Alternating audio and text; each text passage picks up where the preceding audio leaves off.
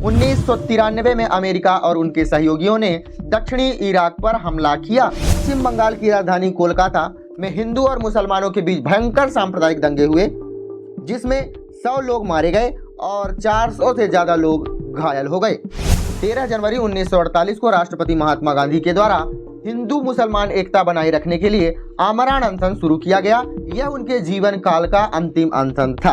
Hello दोस्तों, नमस्कार, आदाब, सत श्री अकाल। मैं अर्पित कुमार स्वागत करता हूं एक बार फिर से आप सभी का आपके अपने इस यूट्यूब चैनल पर। दोस्तों, आज है 13 जनवरी।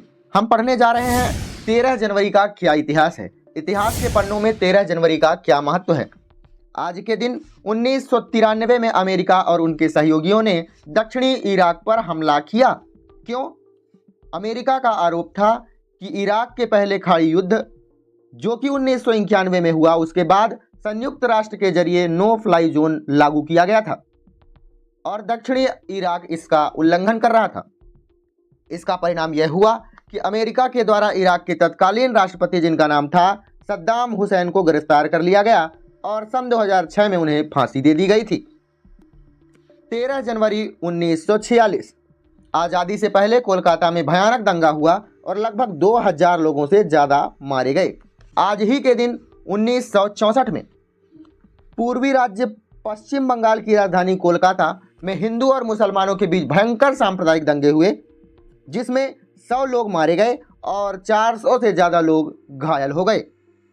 दंगा इतना ज़्यादा बढ़ गया था कि पुलिस और सैन्य बलों को डायरेक्ट आदेश दे दिया गया कि उपद्रवियों को देखते ही गोली मार दिया जाए। उपद्रवी छुरेबाजी कर रहे थे, बम फेंक रहे थे और साथ में ही आगजनी जैसी घटनाओं को अंजाम दे रहे थे। आगे बढ़ते हैं। लगभग 70,000 मुसलमान अपने घर को छोड़ने पर मजबूर हो गए और 55,000 लोग सेना की सुरक्षा शिविरों में सो रहे थे। इतना बड़ा सांप्रदायिक दंगा हो गया था। इसकी प्रतिक्रिया पूर्वी पाकिस्तान, जो कि आज बांग्लादेश है, वहां दंगा भड़क गया और लगभग 29 हिंदू मारे गए थे। 29 हिंदुओं के मारे जाने की वजह से फिर से पश्चिम बंगाल में दंगा भड़का और फिर से कोलकाता इसकी चपेट में आ गया। जनवरी के आखिरी तक में दंगों पर काबू पा लिया गया, लेकिन उसी साल मार्च में फिर से दंगे भड़के और 21 मुसलमान फिर से मारे गए थे।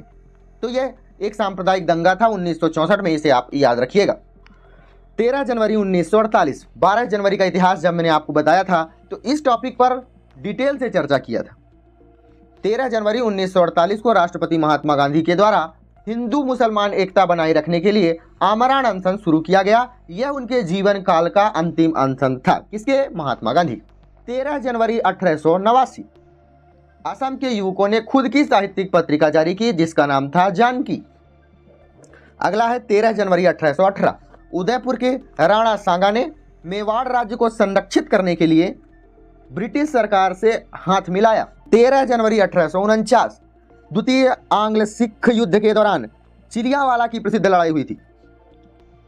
13 जनवरी सन 2001 मध्य अमेरिकी शहर सान साल्वाडोर में भूकंप ने तबाही मचाई थी और लगभग 1000 से ज्यादा लोग मारे गए थे।